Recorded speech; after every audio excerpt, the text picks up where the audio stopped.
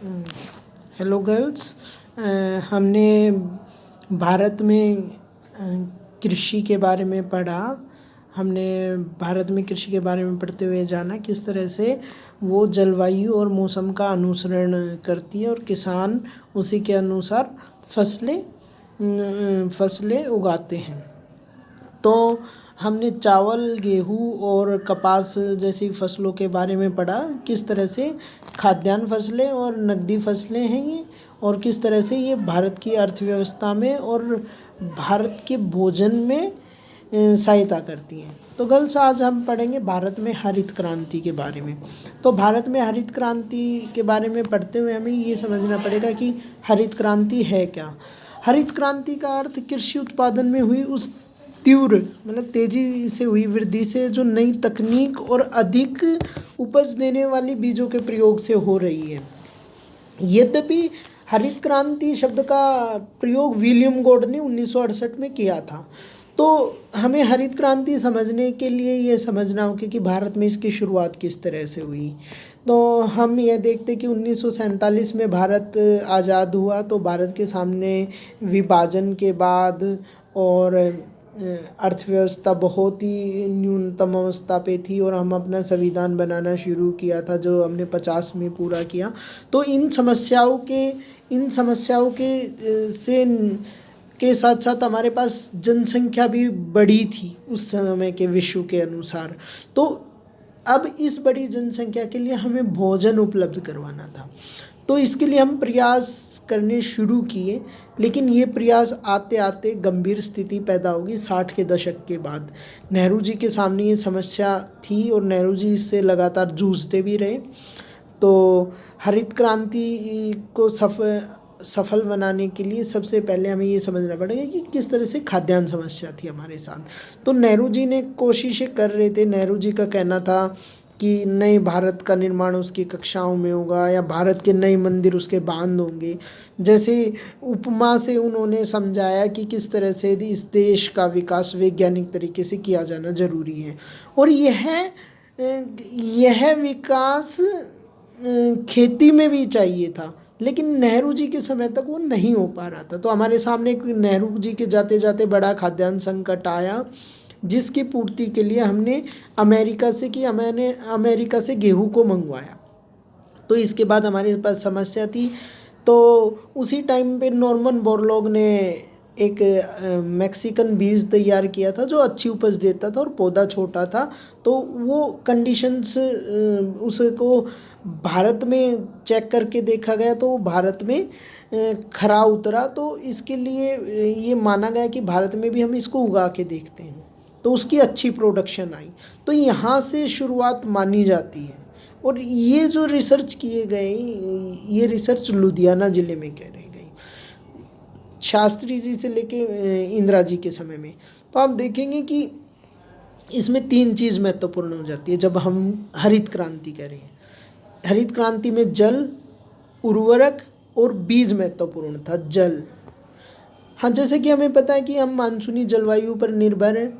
तो मानसूनी जलवायु हमेशा ठीक नहीं रहती है, हमेशा हमारी फसलों को पानी मिल जाए ऐसा तो नहीं है। इसलिए हमें सिंचाई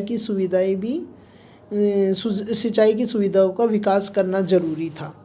तो जल एक महत्वपूर्ण चीज़ था हरित क्रांति में कि इस तरह से हमने अपने इरिगेशन सिस्टम को डेवलप किया या करने की कोशिश की। दूसरा है हमारा उर्वरक। आप जानते हैं, हमने मिट्टी वाले और वनस्पति वाले चैप्टर में पढ़ा हमारे देश की मृदा में किस चीज़ की कमी है, और वो कमी फसलों में यानी उन पौधों को भी झेलनी पड़ती है, जिसमें नाइट्रोजन एक महत्वपूर्ण तत्व है। ये एक एग्जाम्पल है, नाइट्रोजन महत्वपूर्ण तत्व है। तो नाइट्रोजन की पूर्ति के लिए हमने यूरिया की शुरुआत की, यूरिया से उस उर्वरक नाइट्रोजन को पूरा करने की शुरुआत की। तीसरा था बीज। हमारा जो देसी बीज था, जैसे कि गेहूं का बीज था हमारे पास, तो गेहूं के बीज में हमारे पास उतनी प्रोडक्शन नहीं आ रही थी। तो हमने मैक्सिकन बीज को लिया, वो ड्वार्फ था यानी छोटा था और उसकी बाली थी वो ज़्यादा थी, तो उस बीज ने अच्छे परिणाम दिए। तो हमने इन 3 चीज़ों का प्रयोग करके कृषि में एक अचानक बदलाव की शुरुआत की। अचानक बदलाव को ही हम क्रांति कह रहे हैं। आप देखेंगे 1966-67 में जो हमारा प्रोडक्शन था वो 25% बढ़ गया 67-68 आके, जब इन 3 चीज़ों पे हमने जल, उर्वरक और बीजों पर काम करना शुरू किया। तो इसे हरित क्रांति की शुरुआत माना गया। तो हरित क्रांति का पहला प्रयोग भारत के लुधियाना ज़िले में हुआ। ये फैलते फैलते पंजाब और हरियाणा इसके मुख्य गवाह बने, खासकर कि आपकी गेहूं की फसल को लेके। तो हरित क्रांति शब्द 1968 में होने वाले उन आश्चर्यजनक परिवर्तन, ड्रामेटिक चेंज के बारे में था जो भारत की खाद्यान्नों के उत्पादन में हुआ। तो कृषि के उत्पादन, हरित क्रांति के क्या परिणाम थे? कृषि के उत्पादन में बहुत अधिक वृद्धि करना, लंबे समय तक कृषि के ऊंचे स्तर को बनाए रखना। तो हरित क्रांति लाने वाले कारक अथवा क्रांति की मुख्य विशेषताएं क्या हैं? इसमें उन्नत बीजों का प्रयोग हुआ।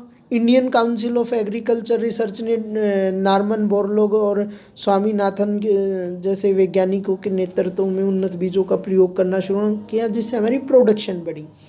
दूसरा था इरिगेशन सिस्टम। हमने अपने इरिगेशन को डेवलप किया, नहरों और कनाल सिस्टम को हमने डेवलप किया और हमारी सिंचाई में विस्तार करना शुरू किया, जिससे हमारी फसलों को उचित पानी मिल सके, जिससे पौधों की वृद्धि हो सके।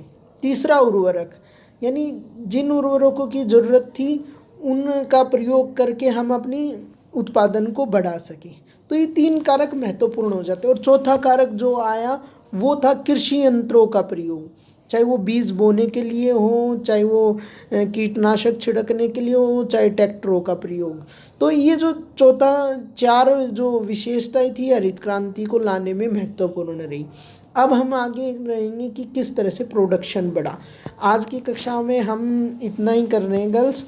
उम्मीद है कि आप आने वाले, अभी जो हम नॉर्मन बोरलॉग जी की कहानी और स्वामीनाथन जी की कहानी और लुधियाना की कहानी और दिल्ली के जिस गांव में पहले हरित क्रांति को लेके जोंती गांव में प्रयोग होता, अगली कक्षा में उसकी चर्चा करेंगे। धन्यवाद।